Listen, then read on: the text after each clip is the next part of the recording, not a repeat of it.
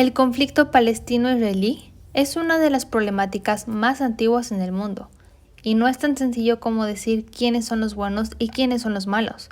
Para ello, hay que tener en cuenta que como todos los problemas de Medio Oriente, la religión está detrás de todo. ¿Cómo surgió? Alentado por el antisemitismo que sufrían los judíos en Europa, a comienzos del siglo XX tomó fuerza el movimiento sionista, que buscaba establecer un estado para los judíos. El término antisemitismo denota el odio a los judíos y a varias tendencias políticas liberales, cosmopolitanas e internacionales corrientes en los siglos XVIII y XIX, y frecuentemente asociadas con los judíos.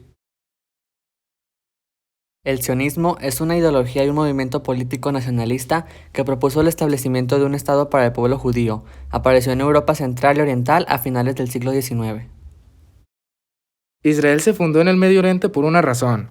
La tradición judía indica que la zona en la que se siente Israel es la tierra prometida por Dios al primer patriarca, Abraham y sus descendientes. La zona fue invadida en la antigüedad por asirios, babilonios, persas, macedonios y romanos. Roma fue el imperio que le puso a la religión el nombre de Palestina, y que 7 décadas después de Cristo expulsó a los judíos de su tierra tras combatir a los movimientos nacionalistas que perseguían a la independencia. El 9 de noviembre de 1947, la ONU aprueba el Plan de Participación de Palestina, que en aquel momento aún estaba bajo la administración británica. La propuesta de las Naciones Unidas establecía la creación de 2 estados, uno árabe palestino y otro judío. Debido a su significación religiosa, Jerusalén y sus alrededores quedarían bajo un régimen internacional. Israel aceptó el plan, pero no contó con la aprobación del mandato británico ni fue aceptado por los árabes. El descontento de la comunidad árabe tuvo como consecuencia un estallido de violencia que provocó alrededor de 1 millar de muertos solo entre diciembre de 1947 y enero de 1948. Pocas horas antes de que terminase el mandato británico, el 14 de mayo se proclama el nacimiento del Estado de Israel. Al día siguiente, los 5 países árabes vecinos a Israel, Líbano, Siria, Egipto, Transjordania e Irak, declaran la guerra al nuevo Estado. Comienza la primera guerra árabe-israelí. El choque termina un año después y el resultado es terrible para las fuerzas árabes. Israel amplía notablemente su territorio, ocupando el sur de la Franja de Gaza, Galilea Occidental y el sector occidental de Jerusalén. Más de 500.000 de árabes se refugian en la zona de Gaza no ocupada y en Jordania. En diciembre de 1987 da comienzo la primera intifada, un movimiento palestino contra las denominadas fuerzas de ocupación israelí que buscaban poner fin a las condiciones asfixiantes bajo las que vivía el pueblo palestino en los territorios ocupados. También fue conocida como la Guerra de las Piedras, hasta el año 1991, cuando se celebra la Conferencia de Paz de Madrid, murieron más de 1.300 palestinos y 93 israelíes. La Conferencia de Paz Madrid supone un punto de esperanza para llegar al fin del conflicto. 1991, la gran oportunidad para la paz, consigue la participación de los principales líderes internacionales, entre ellos los palestinos e israelíes. 2 años más tarde, el primer ministro israelí Isaac Rabin y el líder de la OLP, Yasser Arafat, firman en Washington una declaración de principios que pretenden poner fin a las hostilidades, estableciendo acuerdos en puntos troncales del conflicto como Jerusalén, los refugiados palestinos, los asentamientos israelíes o las fronteras. El 4 de mayo de 1994, Rabin y Arafat firman en El Cairo la puesta en marcha de la autonomía palestina. Rabin es asesinado en 1995, lo que supone un importante paso atrás para la paz. El 28 de septiembre, el líder de la oposición en Israel, Ariel Sharon, visita la explanada de las mezquitas, uno de los lugares más sagrados del Islam. El mundo musulmán considera tal acto una provocación que despierta las iras de los palestinos. Comienza la segunda intifada. El estallido de violencia es extraordinario, y los atentados palestinos y la violenta reacción israelí se suceden los meses siguientes.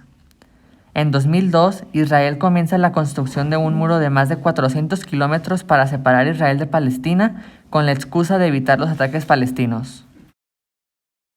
Entonces, ¿es Palestina un país? La ONU reconoció a Palestina como Estado observador no miembro a fines de 2012 y dejó de ser una entidad observadora. El cambio les permitió a los palestinos participar en los debates de la Asamblea General y mejorar las posibilidades de ser miembro de agencias de la ONU y otros organismos. Pero el voto no creó al Estado palestino. Un año antes, los palestinos lo intentaron, pero no consiguieron apoyo suficiente en el Consejo de Seguridad. Más del 70% de los miembros de la Asamblea General de ONU, 138 de 193, reconoce a Palestina como Estado. Tanto judíos como palestinos pertenecen a dos religiones muy diferentes. Ambos reclaman el derecho histórico a habitar lo que hoy en día es el territorio de Israel. ¿Por qué estas dos naciones pelean por lo que hoy en día es Israel? Según se dice que cuando Dios ordenó a Abraham a sacrificar a uno de sus hijos, llegó un ángel y lo detuvo. Sin embargo, se dice que en el Antiguo Testamento este hijo fue Isaac, mientras que el Islam dice que el elegido fue Ismael. De ahí surge la intervención de la religión, pues Ismael era descendiente musulmán e Isaac era judío.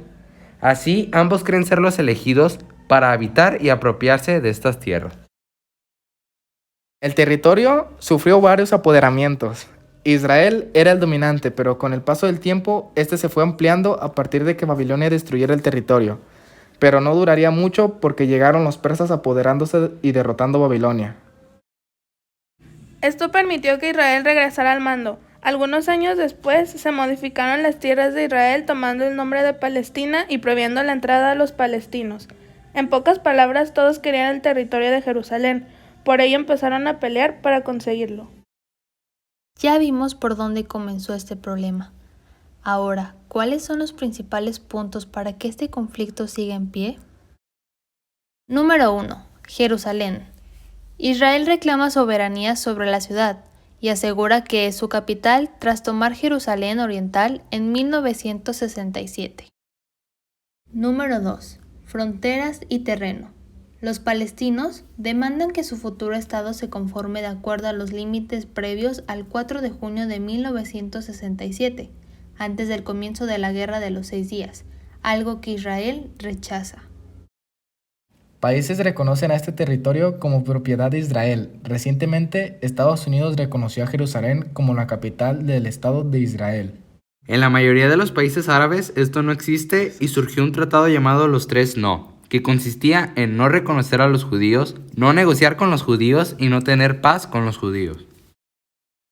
En la actualidad, el problema sigue en pie, como una confusión histórica y religiosa. En donde según la historia que decidas creer, determinará de quién realmente es esta parte del mundo, influyendo la postura que tengas ante este tema.